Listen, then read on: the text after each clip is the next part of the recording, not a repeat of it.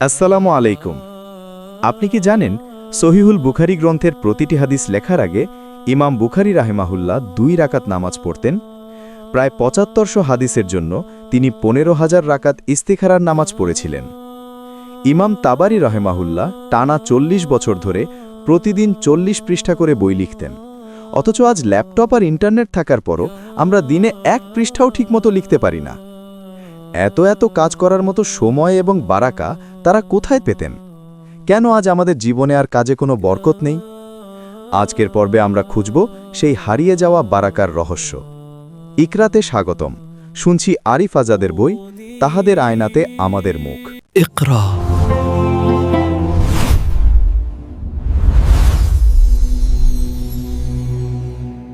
শিরোনাম: তাহাদের আয়নাতে আমাদের মুখ। অংশ 1। ইমাম বুখারী রাহিমাহুল্লার জীবনীতে পাওয়া যায়, সহিহুল বুখারীতে প্রতিটা হাদিস লিপিবদ্ধ করার আগে তিনি মসজিদে নববীতে 2 রাকাত ইস্তিখারার সালাত আদায় করে আল্লাহ সুবহানাহু ওয়া তাআলার কাছে সাহায্য প্রার্থনা করতেন। সহিহুল বুখারীতে সর্বমোট হাদিসের সংখ্যা প্রায় ৬০,৫০০। প্রতিটি হাদিসের জন্য 2 রাকাত করে সালাত আদায় করলে তিনি উক্ত কাজের জন্য শুধু ইস্তিখারার সালাতই পড়েছেন ১৫,০০০ রাকাত। আরও স্পষ্টভাবে বললে ৭,৫০০ হাদিসের জন্য ইমাম বুখারী ৭,৫০০ বার জায়নামাজে দাঁড়িয়েছেন। শুধু হাদিস লিপিবদ্ধ করার সময়ে উনি যে নফল সালাত আদায় করতেন, এটা কেবল সেই হিসেব। তার তাহাজ্জুদ সালাতের হিসেব, ফরজ ও সুন্নাহ সালাতের হিসেব, অন্যান্য নফল সালাতের হিসেব, নফল সিয়াম, কুরআন তিলাওয়াত, জিকির আজকার সহ নানাবিধ ইবাদতের হিসেব তো এখানে আসেইনি। ইনি সেই ইমাম বুখারী রাহিমাহুল্লাহ যার রচিত গ্রন্থ সহিহুল বুখারীকে কুরআনের পরে দুনিয়ার বুকে থাকা সবচেয়ে বিশুদ্ধ গ্রন্থ বলা হয়। ইনি সেই ইমাম যার রচিত গ্রন্থ প্রতিটা মুহূর্তে অধ্যয়ন কিংবা পাঠ হচ্ছে পৃথিবীর কোথাও না কোথাও। ইনি সেই ইমাম যাকে বাদ দিয়ে হাদিসের কোনো পাঠে সামনে আগানো যায় না। অংশ 2। রিয়াদুস সালিহিন নামক গ্রন্থের কথা আমরা কে না জানি। বিষয়ভিত্তিক হাদিসের সংকলন। ইসলাম প্র্যাকটিস করে কিন্তু রিয়াদুস সালেহিনের নাম শোনেনি এমন মুসলিম খুঁজে পাওয়াই দুষ্কর হবে। অতি সুপরিচিত সেই গ্রন্থমালার রচয়িতা ইমাম নববী রাহিমাহুল্লাহ ছিলেন আল্লাহ সুবহানাহু ওয়া তাআলার অত্যন্ত ইবাদত গুজার একজন বান্দা।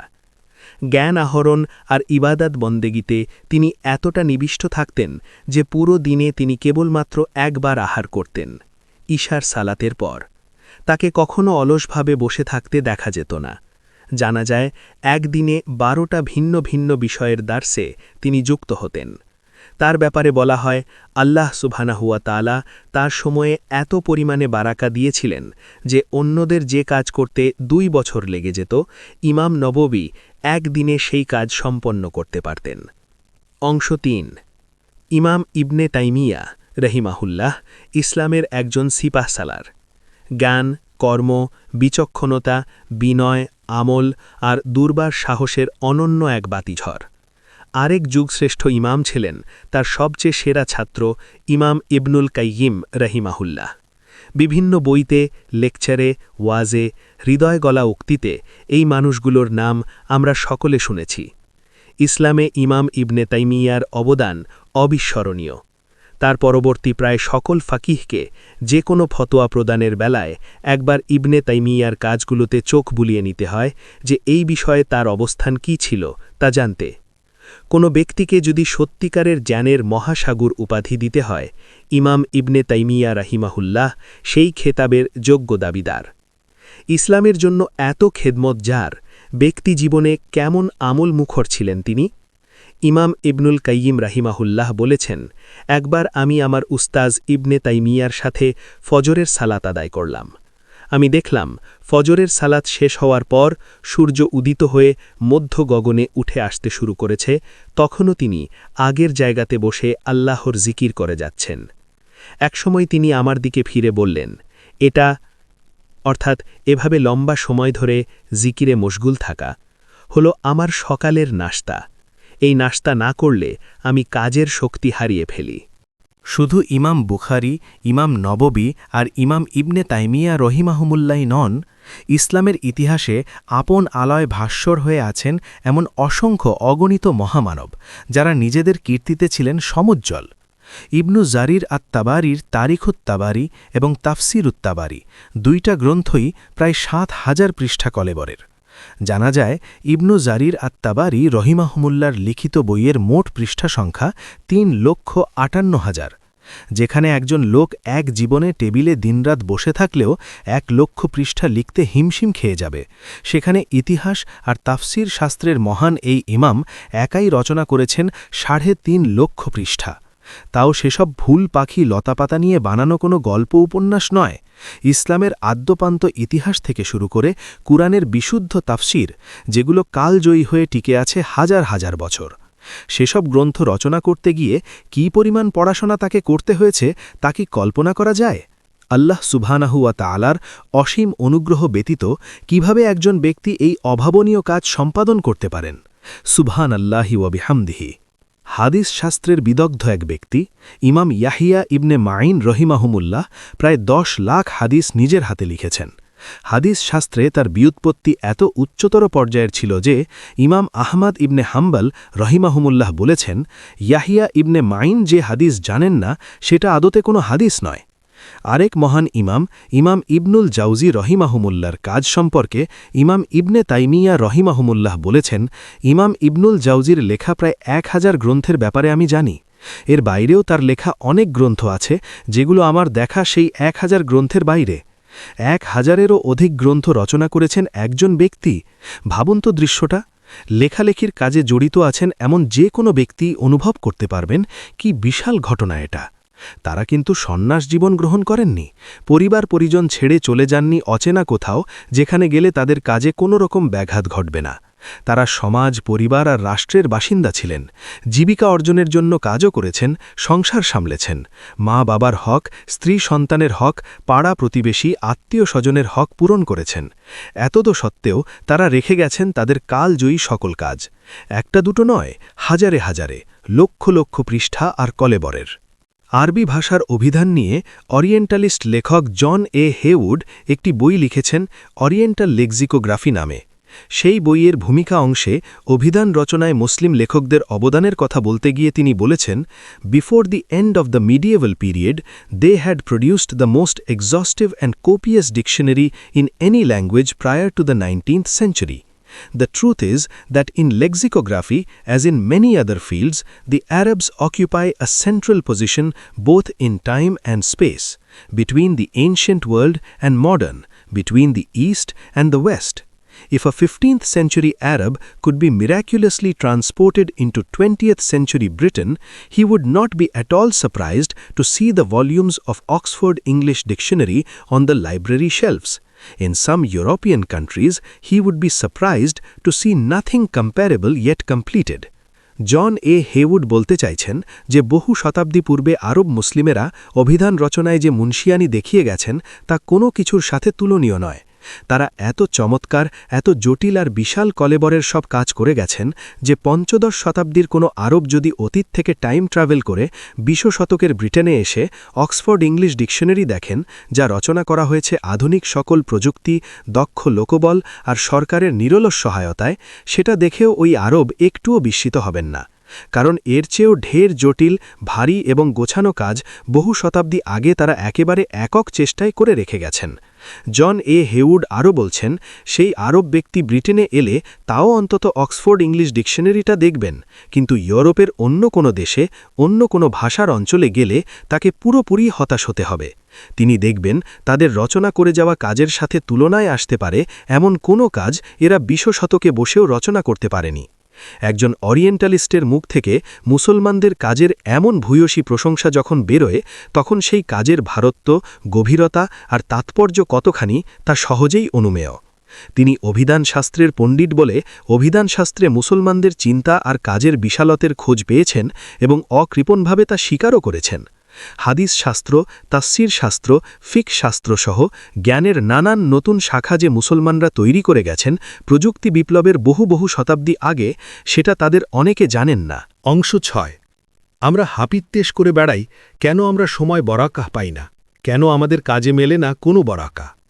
যারা তাদের সমস্ত কীর্তি নিয়ে আমাদের জন্য উজ্জ্বল নক্ষত্রের মতো ভাস্বর হয়ে আছেন, সেই পূর্বসূরীদের জীবন থেকে আমার উপলব্ধি হলো এই, তারা যত বেশি না কাজ করেছেন তার চেয়ে বেশি গড়েছেন আল্লাহ সুবহানাহু ওয়া তাআলার সাথে সম্পর্ক। ইমাম বুখারী রহিমাহুল্লাহ সহিহুল বুখারীর মতো কালজয়ী গ্রন্থ রচনার প্রাক্কালে আল্লাহ সুবহানাহু ওয়া তাআলার কাছে সাহায্য প্রার্থনা করতে একদম ভুলে যাননি। প্রতিদিন নয়, বরং প্রতিটা হাদিস লিপিবদ্ধ করার আগেই তিনি সবার আগে ঝুঁকে পড়েছেন আল্লাহর দিকে। সকালে লম্বা সময় ধরে জিকির আজকারে নিমগ্ন না হতে পারলে দিনটাই মাটি হয়ে যেত ইবনু তাইমিয়া রহিমাহুল্লাহর। আমাদের পূর্বসূরিগণ কাজের মাঝে ডুবেছিলেন, কিন্তু তার চেয়েও বেশি ডুবে থাকতেন আল্লাহ সুবহানাহু ওয়া তাআলার স্মরণে। তাহাজ্জুদে, কুরআন তিলাওয়াতে, জিকির আজকারে আল্লাহ সুবহানাহু ওয়া তাআলা এবং বান্দার হক আদায়ে তারা ছিলেন সদা তৎপর। আল্লাহর সাথে এই যে নিবিড় সম্পর্ক, এই সম্পর্কের কারণেই তারা জীবনে পেয়েছেন অঢেল অনিঃশেষ বারাকা। তারা এমন সব কাজ করে যেতে পেরেছেন যা আজকের দুনিয়াতে আধুনিক প্রযুক্তির সাহায্যেও অসম্ভব বলে মনে হয়। জানা যায় ইমাম ইবনু জারির আত-তাবারি রাহিমাহুল্লাহ ৪০ বছর ধরে প্রতিদিন ৪০ পৃষ্ঠা করে লিখতেন, অথচ একদিনে ১০০০ শব্দ লিখতে পারলে আমাদের সময়ের যে কোনো লেখক আনন্দে আত্মহারা হয়ে যাবেন। তিনি লিখতে পারতেন ৪০ পৃষ্ঠা করে, এবং যা লিখবার জন্য তাকে নিমগ্ন হতে হতো ততোধিক গভীর পড়াশোনায়।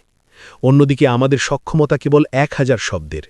ইমাম ইবনু জারির আত-তাবারির জন্য একদিনে যেমন ২৪ ঘণ্টা বরাদ্দ ছিল, আমাদের জন্যও তাই। কিন্তু কাজের ক্ষেত্রে এই যে আসমান জমিন ফারাক, এটা কিভাবে হলো? আমার ধারণা এই পার্থক্যের একমাত্র কারণ আল্লাহ সুবহানাহু ওয়া তাআলার সাথে সম্পর্ক। আল্লাহর সাথে তাদের সম্পর্ক ছিল সুনিবিড়, সুগভীর।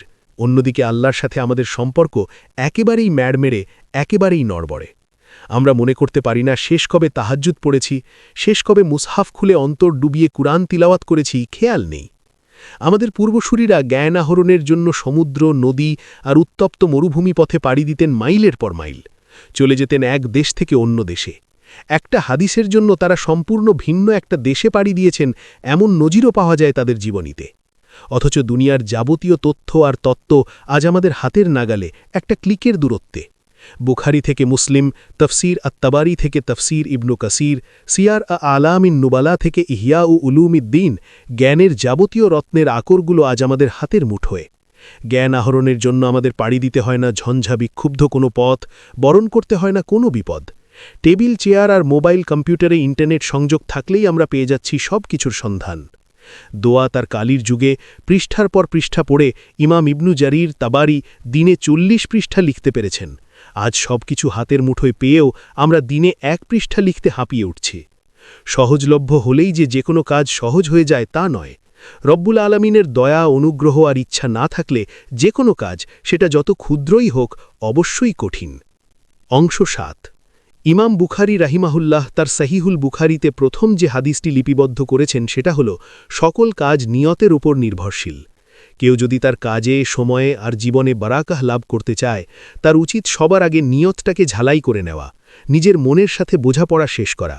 কেবলমাত্র সঠিক নিয়তের কারণে শাইখ কাহতানী রাহিমাহুল্লাহর ছোট্ট দুয়ার বই হিসনুল মুসলিম আজ কোটি কোটি মুসলমানের ঘরে ঘরে এবং ফোনে ফোনে। অন্যদিকে নিয়তের জায়গাটা পরিশুদ্ধ না হওয়ার কারণে দুনিয়ার বুক থেকে হারিয়ে যায় কত ঢাংস সাইজের কাজ, যেগুলোকে বুদ্ধিবৃত্তিক জগতে বিপ্লব বলে ভাবা হয়েছিল একদা। নিয়তের জায়গাটা মসৃণ ছিল বলে আসহাবে কাহাফের যুবকদের জন্য আল্লাহ সুবহানাহু ওয়া তাআলা বদলে দিয়েছিলেন প্রকৃতির চিরাচরিত নিয়মকেও। তারা ৩০০-এরও বেশি বছর ঘুমালো কোনো প্রকার খাওয়া দাওয়া ছাড়া, নির্বিঘ্নে, নিশ্চিন্তে। নিয়ত পরিশুদ্ধ করার পরে জীবন আর কাজে বারাকাহ লাভের অন্যতম উপায় হল আল্লাহ সুবহানাহু ওয়া তাআলার সাথে নিবিড় সম্পর্ক গড়ে তোলা, প্রতিটা কাজে আল্লাহর সাহায্য কামনা করা। শেষ রাত্রিরে যখন সবাই গভীর ঘুমে অচেতন, যখন গোটা প্রকৃতি জুড়ে মৃত্যুপুরীর নিস্তব্ধতা, তখন উঠে জায়নামাজে দাঁড়িয়ে যাওয়া, কুরআনের সাথে, নবীজির সুন্নাতের সাথে গড়ে তোলা মধুর সম্পর্ক। কি হাদিসের ইমাম, কি তাফসীর শাস্ত্রবিদ, কি ফিকহের বিদগ্ধ আলেম, আজ যারা আমাদের সামনে নক্ষত্রের মতো উজ্জ্বল হয়ে আছেন নিজের কাজ আর কীর্তি নিয়ে, আল্লাহ সুবহানাহু ওয়া তাআলার সাথে তাদের প্রত্যেকের ছিল মধুরতম সম্পর্ক। তারা কাজের জন্য আল্লাহকে স্মরণ করতেন না, বরং আল্লাহকে স্মরণ করার জন্যই কাজ করতেন। আমরা যারা তাদের মতো করে জীবন গড়ার স্বপ্ন দেখি, যারা ইচ্ছা রাখি অর্থবাহ একটা জীবন কাটিয়ে অনন্তের জীবনে পাড়ি দেওয়ার, আমাদের উচিত সেই সকল পূর্বসূরীদের আয়নাতে নিজেদের চেহারাটাকে একবার দেখে নেওয়া, কেমন ছিল তাদের জীবন আর কেমন আছি আমরা।